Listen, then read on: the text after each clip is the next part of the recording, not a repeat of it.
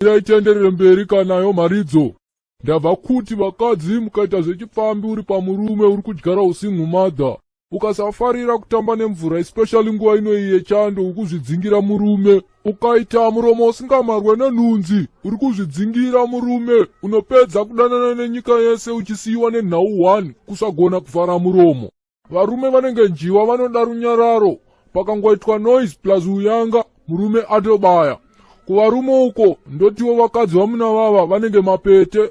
Mumba mukaita nzara vagari. Saka ndiri kuti iko inini varume ngatishandei mumba mukaita nzara zveshuwa unosiwa wega wega mumba umu. Ende wakatotemba. Ihemeni iyoyo Dedisin. Chimwe chinhu ndinoti musatambire kure nevakadzi venyu ava. Make sure paari ndo pauri. Vakadzi havarambe munhu. Kana vakakwanisa kubvuma nyoka nekutyisa kwainoita, watumo munhu. Aiwa kavatenderi neiwaya ndinoti kangoma kana koririsa ziva kuti kave kuda kuparuka.